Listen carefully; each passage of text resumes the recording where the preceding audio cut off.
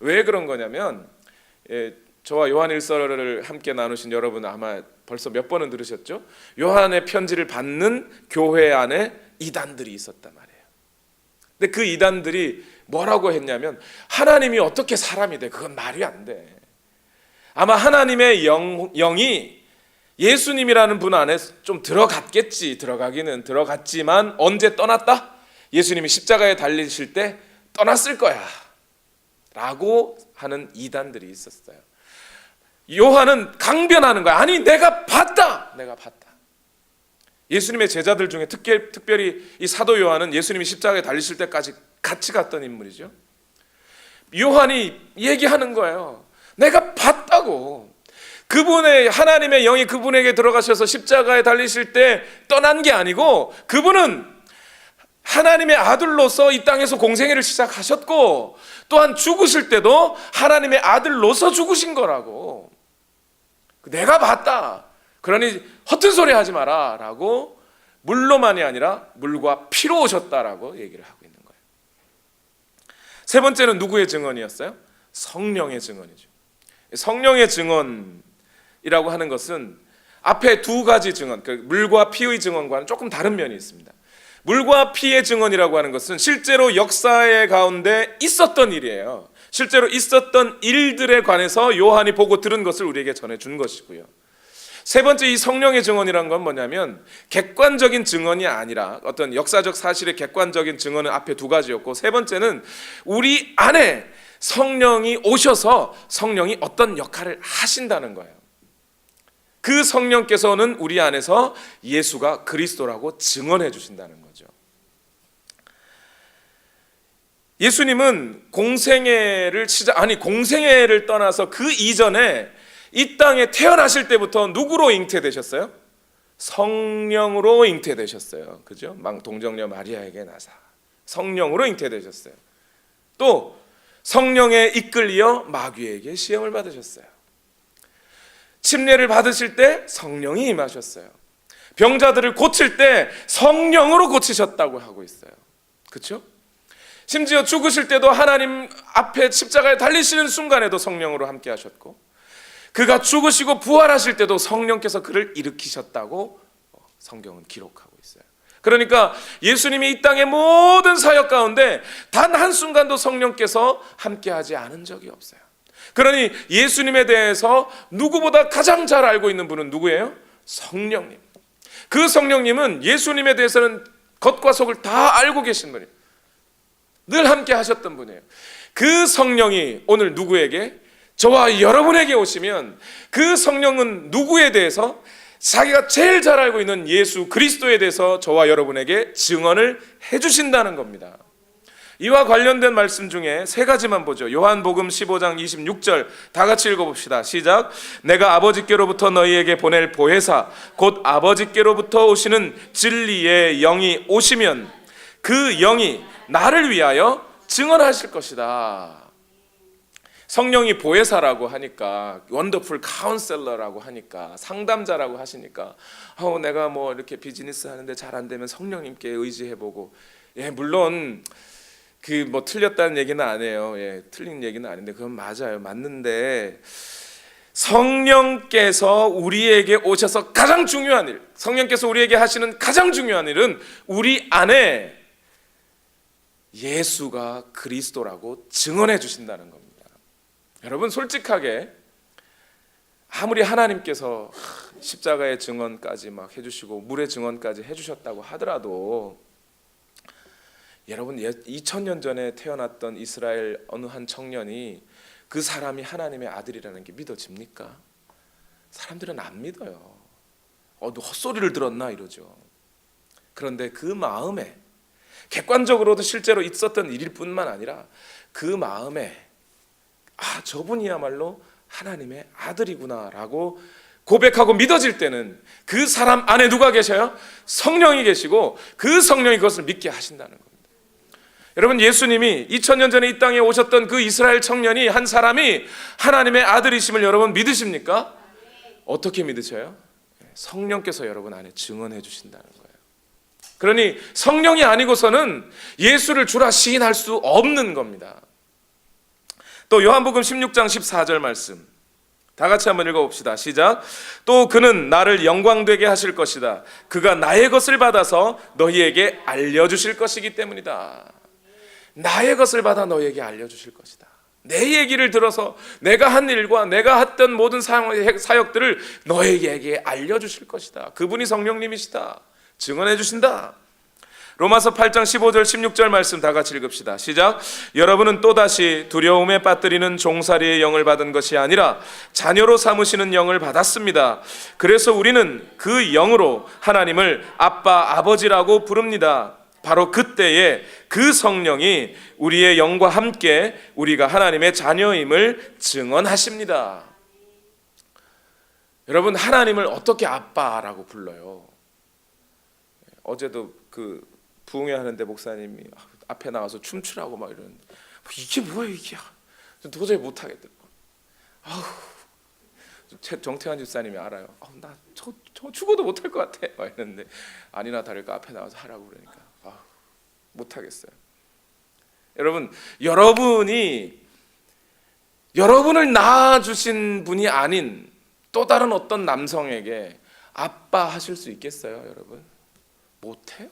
낯간지럽게 어떻게 합니까? 어떻게 아빠예요, 그 사람이? 날 낳아주신 적도 없는데. 그런데 우리는 누구를요? 하나님을 아빠라고 불러요. 하나님을. 어떻게 하나님을 아빠라고 부를 수 있어요? 우리 안에 성령께서 확신을 주시고 증언해 주심으로 그분이 나를 낳았다고. 전 어릴 적에 주변에 있는 삼촌들이 맨날 놀렸어요. 너는 다리 밑에서 주워왔다고.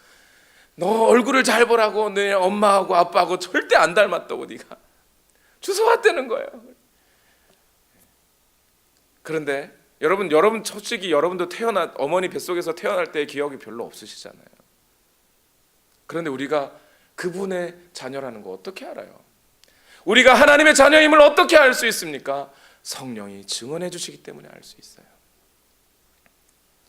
이쯤 되면 이제 우리 하나님 예수 그리스도가 우리의 주인이심을 좀 받아들여야 되지 않습니까? 그렇죠? 우리에겐 단 두 가지 선택만 남았어요. 사람의 증언이 아니라 하나님의 증언, 물과 피를 통한 하나님의 증언과 성령 하나님의 증언이 오늘 우리에게 있다면 이제 우리는 둘 중에 하나만 남은 거예요. 하나님의 증언을 믿고 예수가 그리스도라는 사실, 나의 구세주라는 사실을 인정하고 받아들이든지 아니면 배척하든지 둘 중에 하나예요.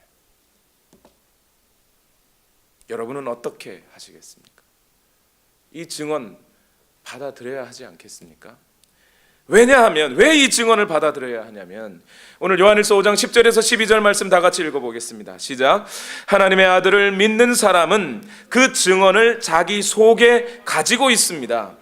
하나님을 믿지 않는 사람은 하나님을 거짓말쟁이로 만들었습니다. 하나님이 자기 아들에 관해서 증언하신 그 증언을 믿지 않았기 때문입니다. 그 증언은 이것이니 곧 하나님이 우리에게 영원한 생명을 주셨다는 것과 바로 이 생명은 그 아들 안에 있다는 것입니다. 그 아들을 모시고 있는 사람은 생명을 가지고 있고 하나님의 아들을 모시고 있지 않은 사람은 생명을 가지고 있지 않습니다.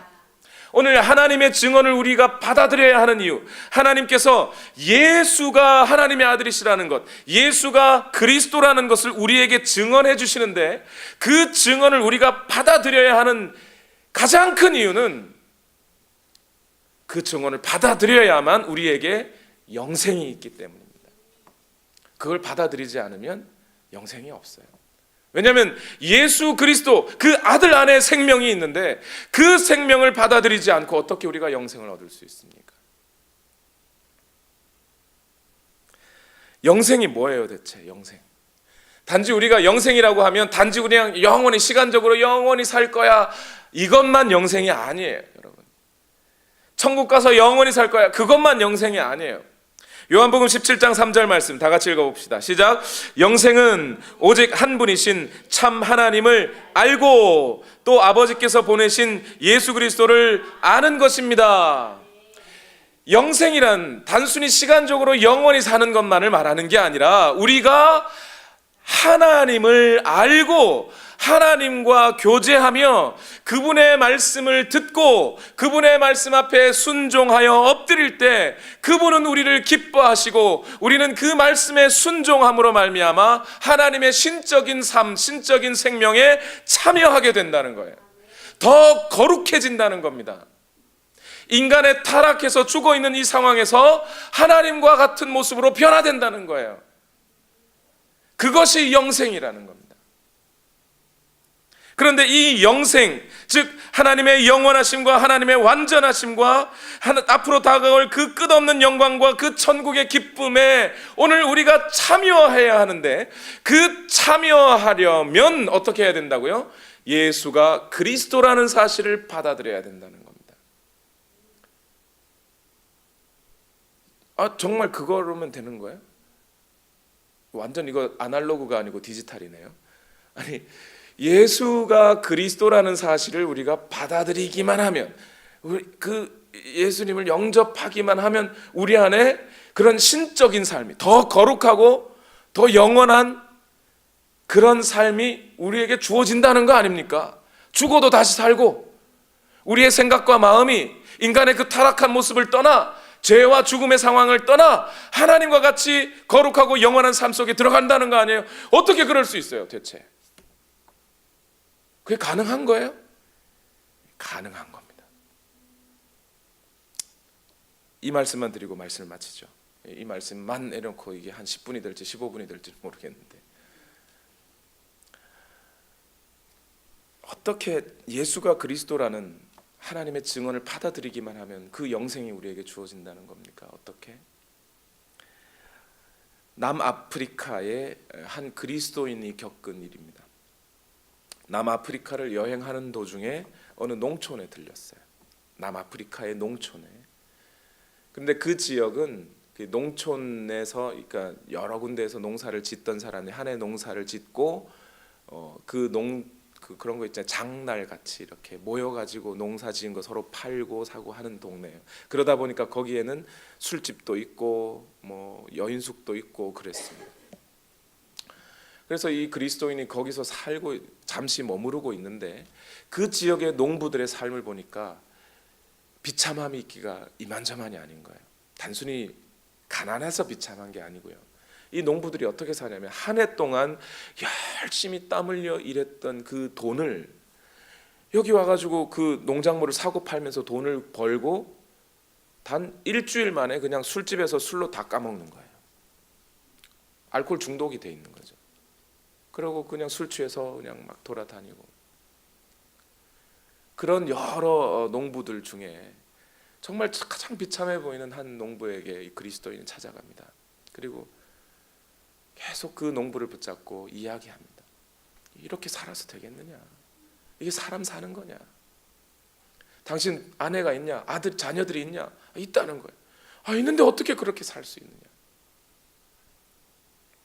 그러면서 자식들을 생각해라. 너희 가정을 생각해라. 아내를 생각해라. 제발 이렇게 살지 마라 하면서 그리스도인이 그를 붙잡고 이야기하기 시작합니다. 그리고 그에게 예수님이라는 분을 알려줘요. 너의 이 비참한 상황과 너의 이 힘든 이 고난 속에 있는, 고통 속에 있는 그 삶을 구원해 주시기 위해 예수님이라는 분이 오셨다. 이분을 믿고 받아들이기만 하면 너의 삶은 변화될 것이다. 구원받을 것이다 하고 알려줬어요.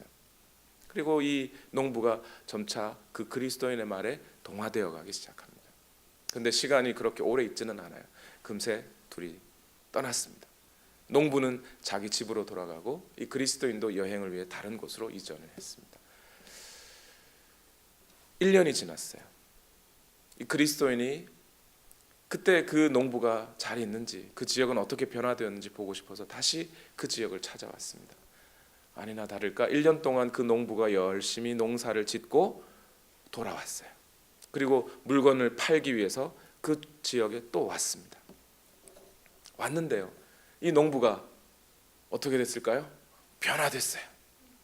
그전엔 술 취해서 그냥 땅바닥에 기어다니던 농부가 이제 멀쩡하게 살아있어요. 그리고 자기 가족들을 먹여 살리기 위해서 그 잘 팔아서 집으로 가져가려고 해요. 제일 먼저 누가 놀랐냐면 가족들이 놀랬대요. 아내가 당신 대체 어떻게 된 거냐고. 그리스도인도 이 농부에게 물어봤어요. 어떤 일이 있었길래 당신이 이렇게 멀쩡하게 제정신으로 저하고 이야기하고 있게 된 겁니까? 농부가 하는 말이 자기가 1년 동안 또 농사를 짓고 여기 다시 왔을 때 여전히 자기는 약했다는 겁니다. 친구들이 찾아왔고 같이 술 마시자고 권유했고, 그런데 순간 겁이 덜컥 나더라는 겁니다. 내가 또 알코올 중독이 되어서는 안 되지, 술 마시면 안 되지, 근데 어떡하지? 너무 끌려가고 싶은 거예요. 그 순간 그리스도인이 전해주었던 예수님이란 분이 생각이 나더라는 겁니다. 그리고 마음으로 그냥 예수님, 그냥 예수님만 불러요. 그리고 속으로 기도라는 것을 합니다. 예수님, 내가 그때 그 그리스도인이 전해주었던 대로, 그 사람의 말대로 예수님 이름만 부르면, 예수님을 마음에 모시기만 하면 내 삶이 구원받는다 하지 않으셨습니까? 그 그리스도인이 한 대로 나에게 좀 행해 주십시오.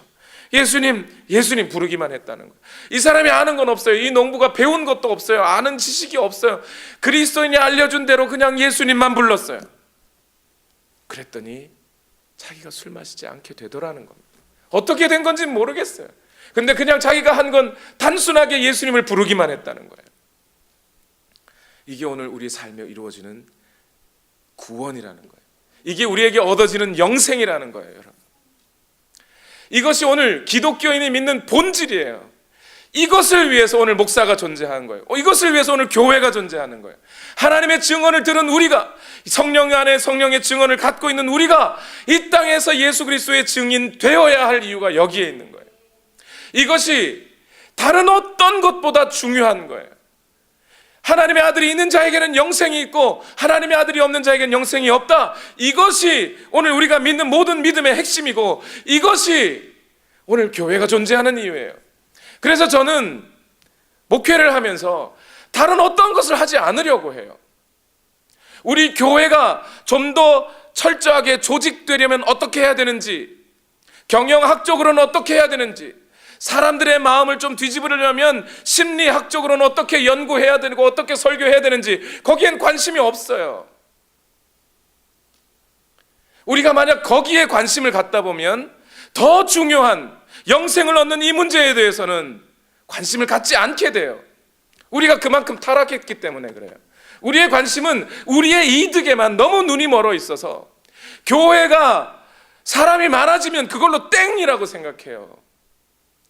많아지면 좋아요. 저도 우리 교회 성도 수가 많아졌으면 좋겠습니다. 그러나 거기에 우리의 모든 관심을 쏟다 보면 예수 그리스도를 증거해주고 예수 그리스도를 통해 영생을 얻게 하는 이 일에 아무도 관심을 안 갖게 돼요.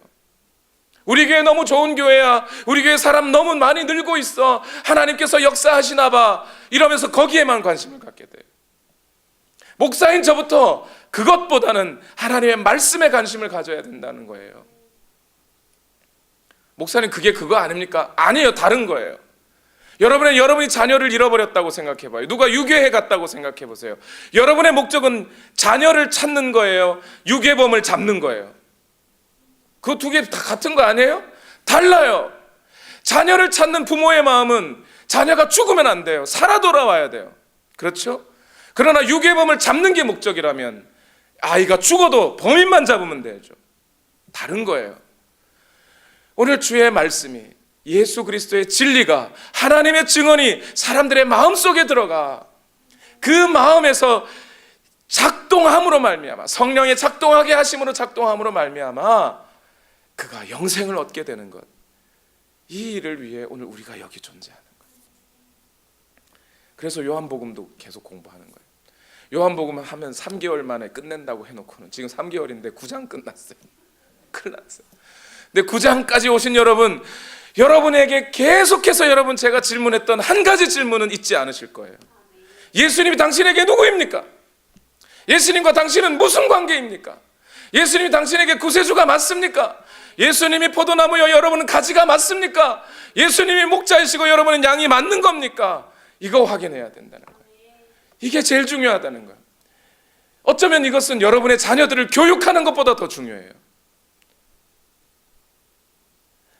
여러분이 또는 여러분의 자녀가 예수가 그리스도라는 사실을 믿지 않는데, 받아들이지 않는데 하버드 가면 뭐하고 예일대학교를 가면 뭐해요? 아무 소용이 없어요. 이것이 더 중요한 거예요. 우리 다 같이 눈을 감으십시다.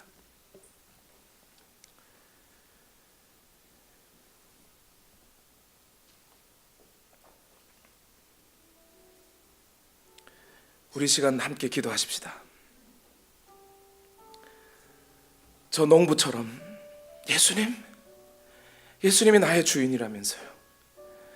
내가 죄로 달려갈 때 알코올 중독뿐만이 아니라 성적인 죄도, 포르노그래피도, 나의 혈기 부리는 죄도, 내가 늘상 빠져버리는 이 죄악들의 문제 앞에서 주여, 이제는 더 이상 이 죄에 빠지고 싶지 않습니다. 예수님, 나를 건져 주십시오. 영원한 죽음의 멸망의 길에서 나를 붙드신 주여, 그 영원한 영생의 삶으로 나를 초대하신 주님, 하나님의 그 신적인 삶으로 나를 부르신 주여, 나를 거룩하게 하시기를 원하시고 나로 하여금 그 예수 그리스도의 영원한 생명을 얻기를 원하시는 주여, 그 주님 앞에 우리 간구합시다. 이 믿음이 확실하기를 원합니다. 물과 피의 증언을 통해 나의 믿음이 더욱더 분명해지기를 원합니다. 우리 안에 있는 성령의 증언을 통해 내 믿음이 더욱더 확실하여지기를 원합니다. 주여, 나를 붙잡아 주옵소서. 우리 다 같이 믿음의 마음을 가지고 다 같이 함께 기도하시겠습니다. 살아계신 아버지 하나님, 오늘도 하나님의 은혜와 능력으로 나를 채워주시옵소서. 나의 희미한 믿음이 분명해지게 하옵소서. 나의 연약한 믿음이 확실해지게 하옵소서. 하나님의 증언을 받아, 성령의 증언을 통하여 오늘 내 안에서 그 진리를 발견하고 하나님을 아버지라 부르며 주님을 인정하는 삶을 살아가게 하옵소서. 주님, 역사하여 주시기를 원합니다. 주 예수는 주, 온 천하 만물을 알아. 그 보좌 앞 영광을 돌리세.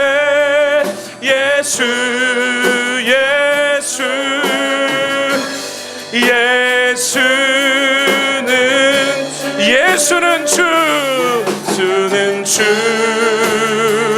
오늘 우리의 믿음이 확실하여지기를 원합니다. 예수는 그리스도, 예수만이 나를 살리실 구세주, 예수님의 이름만을 부르며 예수가 그리스도라는 사실을 받아들이기를 원합니다. 영광을 돌리세. 예수,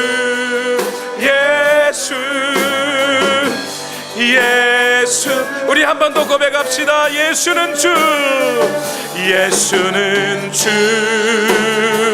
예수는 주.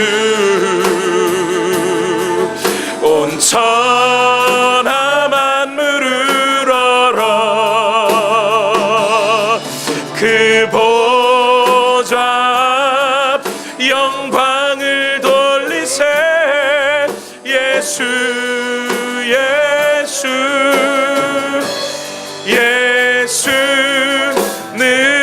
주.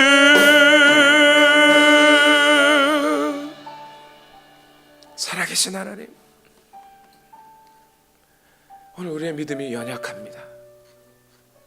어찌할까요? 오늘 우리가 성경 속에 이 사도 요한의 입을 통하여 우리에게 주시는 그 하나님의 증언을 더욱 확고하게 붙잡게 하여 주시옵소서.